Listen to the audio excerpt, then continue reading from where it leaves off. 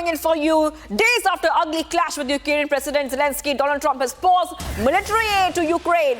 That is right. Big update coming in right now for you on Republic TV viewers. And what we see right now is that Trump has halted all U.S. military aid to Ukraine.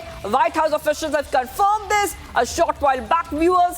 U.S. President Trump has paused all military aid to Ukraine following his clash with Ukrainian President Volodymyr Zelenskyy last week. President has been clear that he's focused on peace. We need our partners to be committed to that goal as well. We are pausing and reviewing our aid to ensure that it is contributing to a solution. This is what the official White House is saying right now. These are back-to-back updates coming in right now on Republic TV. The move comes after the Trump upended U.S. policy on Ukraine and Russia upon taking office in January, adopting a different stance towards Moscow. And after an explosive confrontation with Zelenskyy at the White House, we have seen in that confrontation, you see the pictures of the confrontation as well. So just after this confrontation, this on-air argument live on television, which the entire world saw between Trump and Zelenskyy, we see it's a huge update coming in. We see that U.S. has stopped this military aid, paused the military aid. Back-to-back updates coming in here on Republic TV. And we also have that exact statement of Donald Trump coming in for our viewers. So let's go ahead and play it out. I think it takes two to tango, and you're going to have to make a deal with Russia, and you're going to have to make a deal with Ukraine. You're going to have the assent, and you're going to have the consent from the European nations, because I think that's important, and from us. I think everybody has to get into a room, so to speak, and we have to make a deal. And the deal can be made very fast. It should not be that hard a deal to make. It could be made very fast. Now, maybe somebody doesn't want to make a deal, and if somebody doesn't want to make a deal, I think that person won't be around very long. That person will not be listened to very long. Because I believe that Russia wants to make a deal. I believe certainly the people of Ukraine want to make a deal. They've suffered more than anybody else. We talk about suffering. They've suffered. But if you think about it, under President Bush, they got Georgia, right? Russia got Georgia.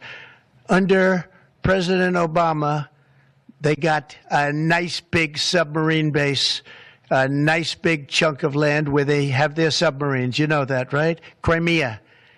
Under President Trump, they got nothing. And under President Biden, they tried to get the whole thing. They tried to get the whole big Ukraine, the whole thing. If I didn't get in here, they would have gotten the whole thing. So I can only say you can go back to Bush, you can go back to Obama, and go back to Biden. They took a lot. The only one they didn't get, you know what I gave them? I gave them anti-tank missiles. That's what I gave them. I gave them sanctions on Russia. I gave them javelins. You know the javelins? You know when they took out all those tanks? You know the tanks were heading to Kyiv by the hundreds, and they were unstoppable. And I gave them javelins.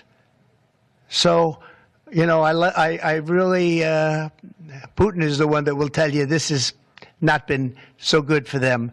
The fact is that I just want fairness. I want fairness. But think of it.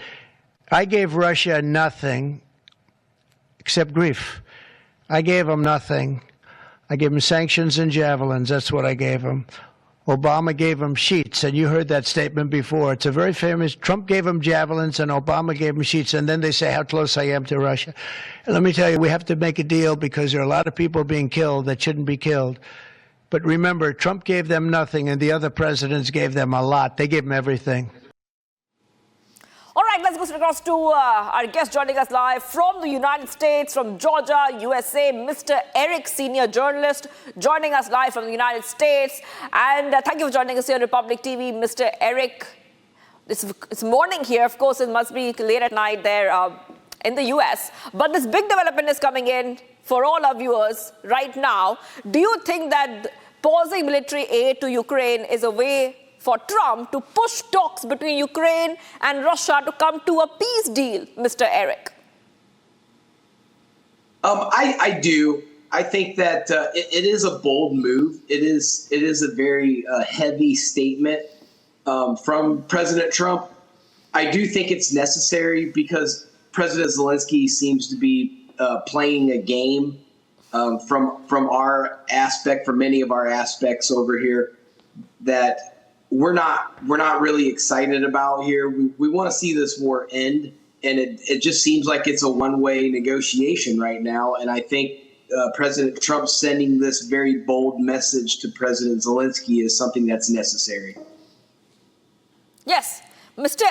Eric, if you could take our viewers through what does Trump mean when he's stopping military aid? Because we heard that statement of Donald Trump, U.S. president, where he's saying that I have given Ukraine a lot. America has given Ukraine a lot in terms of military support. So do not blame me for siding with Putin. So this is a very important statement coming in from Donald Trump, Mr. Eric. Yeah, and I'm not so sure that it's that President Trump is siding with Putin. I think he's already worked out that side of the deal with President Putin. So I think he knows where President Putin stands on this whole negotiation, and we're just waiting on President Zelenskyy to join the table and have these talks so we can make a compromise and we can end this war. I just think that President Trump is not pro-Putin, but rather he's anti-war. He wants this war to end. All right, Mr. Eric, senior journalist joining us live from Georgia, United States of America, on this big global story which has just broken for our viewers. Trump has stopped military aid to Ukraine for now.